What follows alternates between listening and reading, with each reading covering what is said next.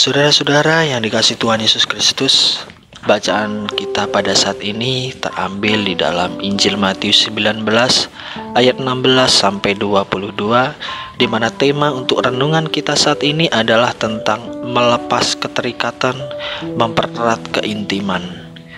Perikop ini dibuka dengan memperlihatkan latar belakang peristiwa di mana ada orang muda yang menjumpai Yesus dengan keinginan untuk mendapatkan hidup yang kekal.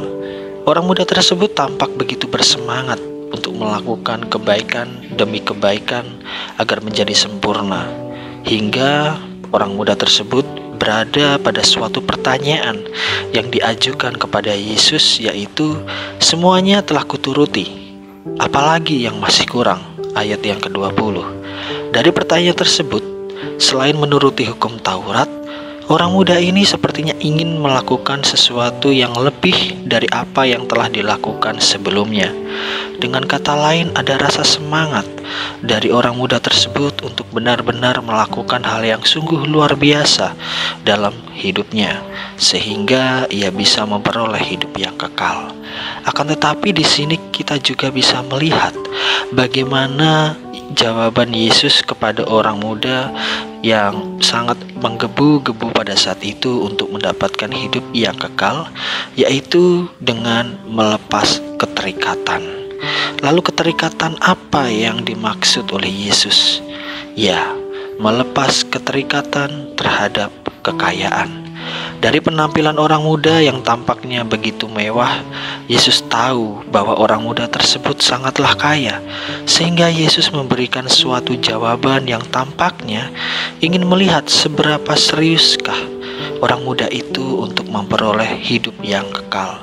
Dalam ayat 21, kita bisa melihat bagaimana jawaban Yesus kepada orang muda itu, bahwa jikalau engkau hendak sempurna, pergilah, jualah segala milikmu dan berikanlah itu kepada orang-orang miskin, maka engkau akan beroleh harta di sorga. Kemudian datanglah kemari dan ikutlah aku. Jadi dari jawaban Yesus ini kita bisa merenungkan bahwa yang Yesus tawarkan kepada orang muda itu bukanlah harta dunia, tetapi harta di sorga, yaitu hidup yang kekal. Dengan demikian Yesus memberikan pemahaman kepada orang muda tersebut bahwa kekayaan atau kebaikan bukanlah ukuran yang bisa dipakai untuk memperoleh hidup yang kekal, tetapi membangun keintiman dengan Allah. Dan cara untuk mempererat keintiman dengan Allah itu adalah dengan berani melepas keterikatan dengan dunia, salah satunya keterikatan terhadap kekayaan. Oleh sebab itu, ketika orang muda mendengar jawaban Yesus tersebut pada ayat yang ke-22, kita bisa melihat raut wajah orang muda tersebut yang begitu kecewa dan sedih karena ia memiliki harta yang banyak, yang tentu saja ada rasa sayang untuk dijual dan dibagikan kepada orang-orang miskin. Saudara-saudara yang kasih Tuhan, mengapa Yesus memberikan perintah untuk menjual semua harta dari orang muda tersebut? Karena seringkali kekayaan dapat mengalihkan perhatian atau fokus kita kepada Tuhan. Kekayaan kadangkala dapat mengubah kehidupan manusia untuk tidak peduli dengan orang-orang di sekitar. Dan kekayaan juga dapat menimbulkan hati manusia tergoda untuk melakukan kejahatan.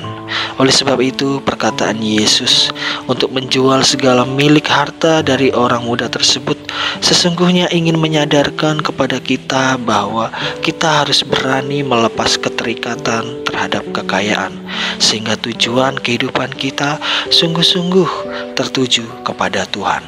Lalu apakah orang Kristen tidak boleh menjadi kaya? Tentu saja boleh. Tetapi apakah kekayaan tersebut nantinya digunakan untuk mempererat keintiman dengan Allah dengan cara sikap saling berbagi, atau justru kita mencari kekayaan untuk kepuasan pribadi? Saudara-saudara yang kasih Tuhan Yesus Kristus, tidak relanya atau ketidakmauan orang muda untuk menjual segala harta miliknya tersebut, jangan-jangan itu juga yang kita alami. Kita seringkali masih belum bisa melepas keterikatan terhadap kebiasaan-kebiasaan buruk, sehingga kita lupa untuk membangun keintiman dengan Allah. Sebagai contoh, ketika kita begitu menikmati sebuah pekerjaan dan menjadikan pekerjaan sebagai fokus atau tujuan hidup, maka pekerjaan bisa menjadi sesuatu yang mengikat kita untuk tidak memberikan waktu dalam membangun keintiman dengan Allah. Pekerjaan seakan-akan menjadi prioritas hidup yang membuat Allah menjadi sosok yang dinomorduakan. Dan inilah yang Yesus ingin sadarkan kepada orang muda yang sangat kaya itu, bahwa untuk memperoleh hidup yang kekal, ia terlebih dahulu harus berani melepas keterikatannya terhadap segala harta yang dimilikinya. Kemarin tanggal 17 Agustus 2020, seluruh bangsa Indonesia merayakan hari kemerdekaan yang ke-75. Kemerdekaan ini adalah salah satu bukti bagaimana Tuhan telah melepas keterikatan bangsa Indonesia dari penindasan dan penjajahan hingga mencapai suatu kemenangan, yaitu kemerdekaan. Kiranya dengan renungan kita pada saat ini, kita semua bisa melepas keterikatan terhadap kebiasaan-kebiasaan hidup yang buruk, sehingga kita punya kesempatan untuk mempererat keintiman dengan Allah. Damai dari Tuhan Yesus Kristus menyertai kita dari sekarang sampai selama-lamanya. Amin.